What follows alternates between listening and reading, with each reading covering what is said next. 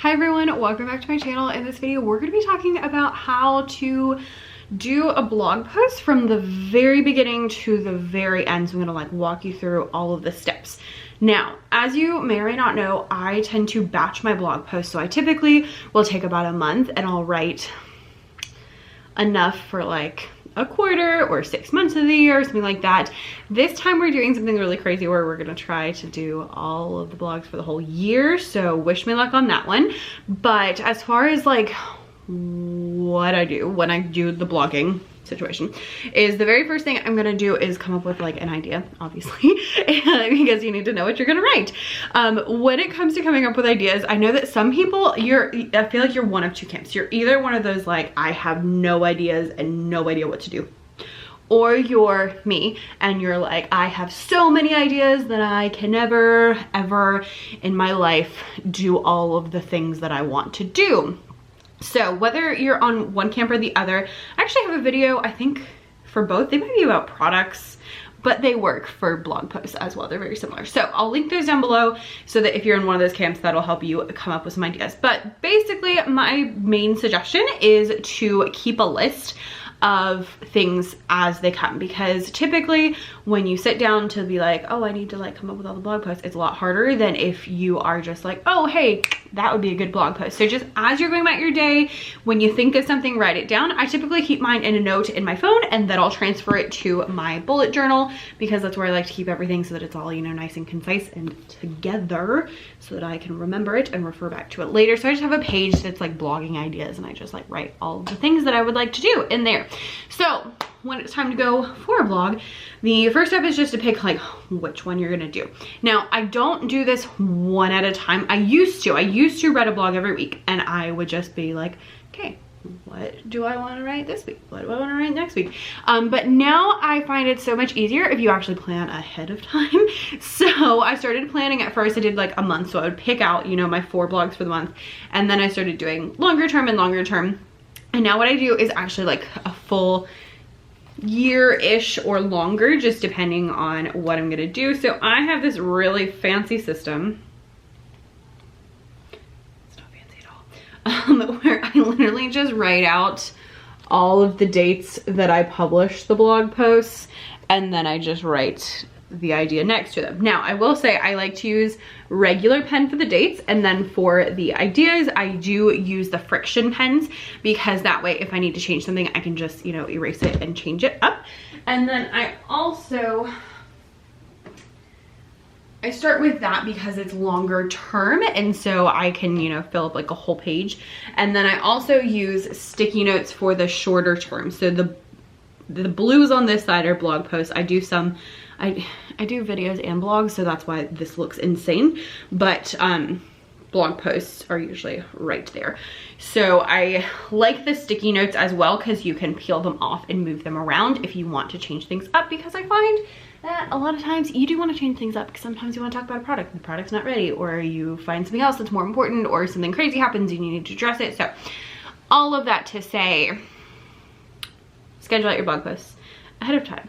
And then once you have your blog post, that's where it gets to the fun part, which is the actual writing. So when I pick out my blog post, then I typically, depending on what it is, I will typically do some sort of outline. And the way I do my outline is not fancy. I just open up a Google Doc, and I basically do what the headings would be. So if my topic, I'm gonna take the top one, is classroom management with instruments. Okay, then I'm gonna talk about what to do before the kids get the instruments. Or actually, probably I'll first talk about why you need to have classroom management. Then I'm gonna talk about the what to do before the kids get the instruments, how to pass out the instruments, what to do once the kids get them, how to make sure they're not playing at the wrong time, what I do if they play at the wrong time, and then picking instruments up, and then maybe specific here's what I do with drums, here's what I do with rhythm 6 kind of stuff. So that would be my really quick outline, and that's literally basically all I do. And I'll just write those into my Google Doc, and then I use those again as sections or headings, and then I'll go back and write the post based on that. And so I'll be okay, why you need classroom management? You need classroom management in your instruments because blah, blah, blah, blah. Okay, so that's how I like to do it, because that gives you a starting point, and once you have those points in there, it is so much quicker to just be like, oh, okay, we need to talk about that. And of course you can change things and add things as you go, but that's what I find easiest. I like to do it in the Google Doc because I type into the Google Doc.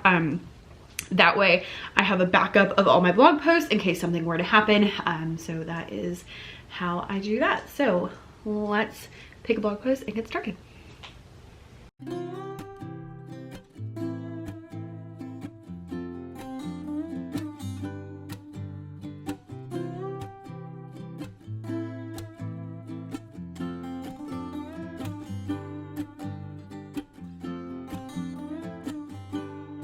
All right, so my tentative plan for now until next summer is done. It might change, but that's where we are. One thing that I like to do is I use a regular black pen for the dates. So this one's actually like an artist Pitt pen because it was the first thing I found. And then I use these friction pens for the ideas because they are erasable. So that way, if I change things, because I have already changed a few things, I can just erase the blue part. So let me show you. I can just erase that, but it doesn't erase the date, although apparently it smudges it a little bit.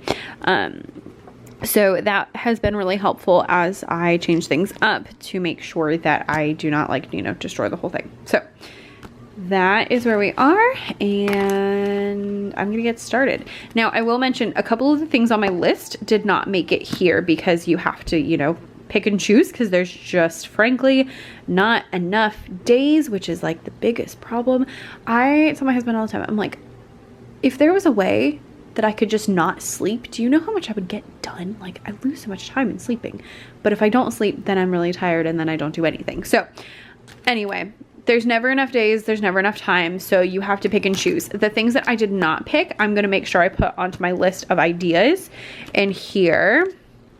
And so I'll just stick it right in here. And then at the end of the year, when I go to my new bullet journal, I always look through this and I'll transfer anything I haven't done into the new one to make sure that those ideas are not lost. All right, so here's what my little outline is gonna look like. And that is the beginning of this. And then I'm just gonna type in what I wanna say for this one. And then we have a blog post, easy peasy.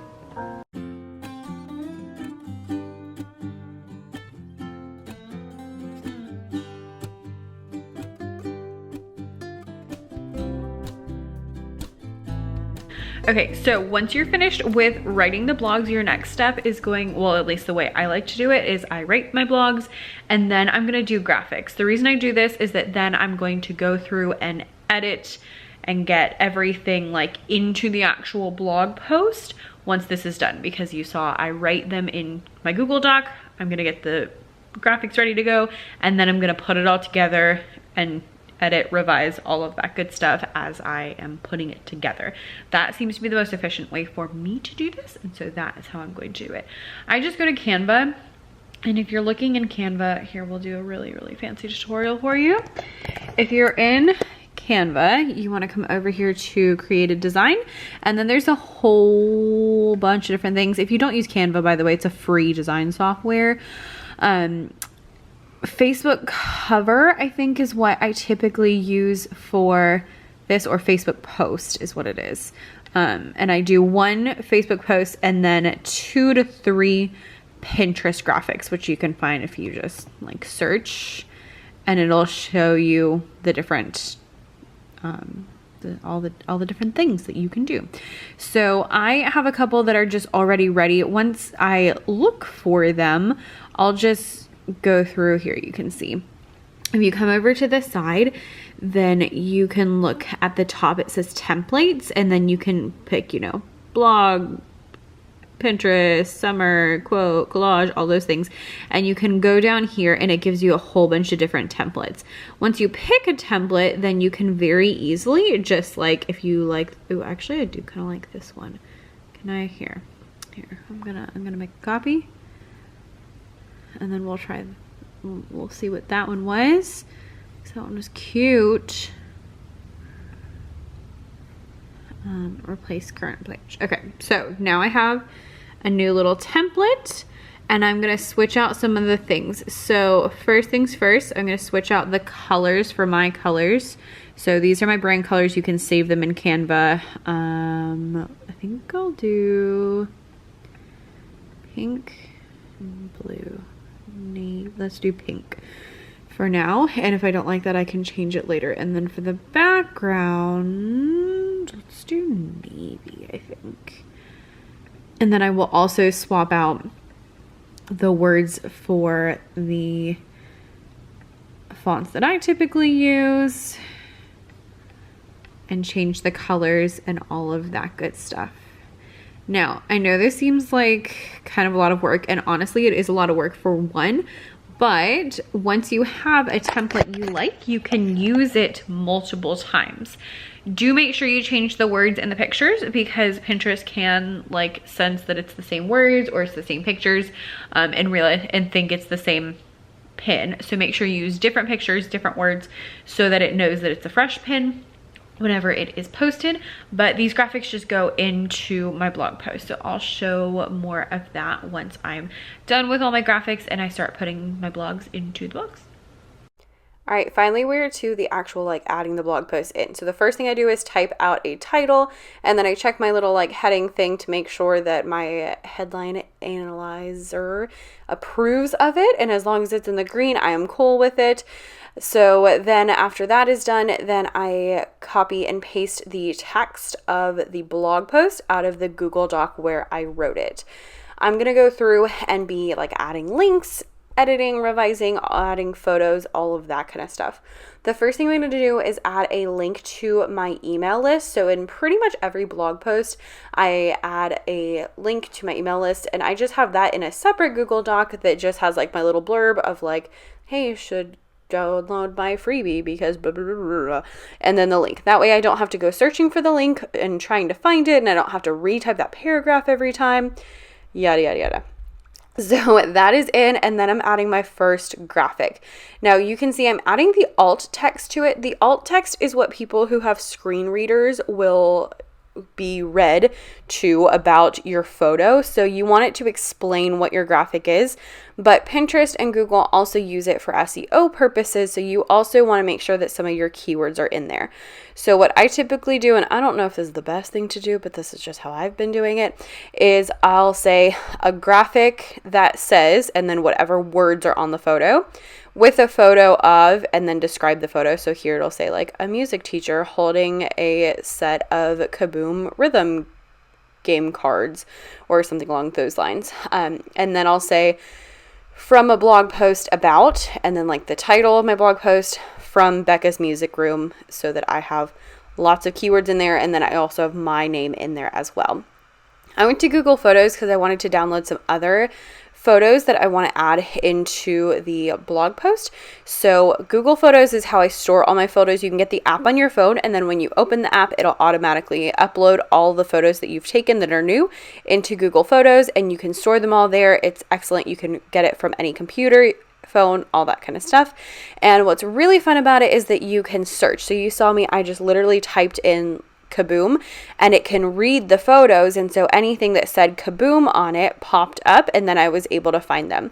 You can also do that for objects, so if you're like dog, and it'll pop up with all the photos that have dogs in them, and it's just a really simple way to find things, and it's magical. If you don't use it, definitely use it. It's free, so like why not? And so that is definitely a little hack that you would need to know about. I'm going through and adding in all of the headers, adding in more photos, and just making sure that everything is laid out correctly.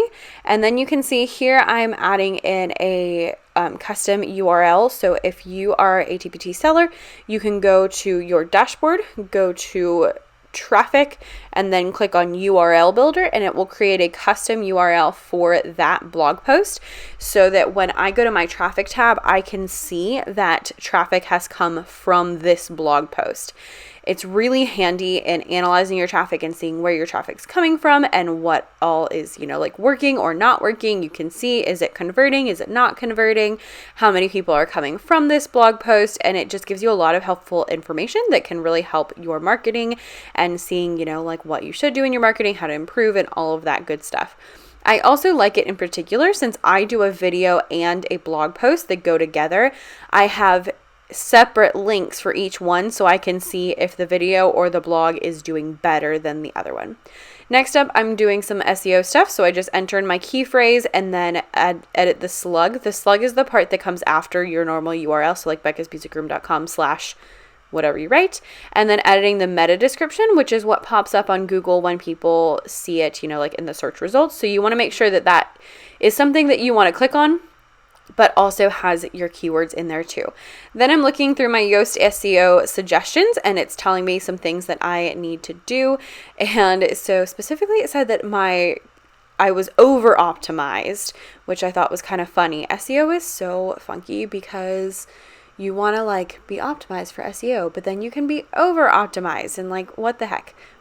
So I went through and took out my like focus key phrase, which is kaboom, on a couple of the subheadings, took it out of a couple of the text areas. And yeah, it also said I needed some internal links, so links to other blog posts. So I went through and found some blog posts that were similar in style to this one that, you know, if someone was reading this one, they might want to read that one. I like to add that especially at the very end. So that way, if someone reads the whole blog post, then they obviously enjoyed it. And so why not send them to another one? So I'm linking one down there and then one kind of in like the middle in case, you know, you get halfway through and you're like, oh, hey, that sounds cool too. And it told me I still had too many key phrases in there. So I got rid of a couple to, you know, compromise to make the SEO fairies happy. I don't know. Whatever. But Yoast SEO is a plugin. It's free. I think there's a paid version, but I don't use it. And it's magical because if you don't know or understand anything about SEO like me, then it just tells you what to do. And all you do is do it. And then it's the end. Then I went through and I made sure that my link was for my product was readily available. Since this blog post is very much like a, hey, you should buy this product. I wanted to make sure that the link was all throughout it because people don't always read your whole blog post. So you want to make sure that it is like readily available if you're talking about a certain product.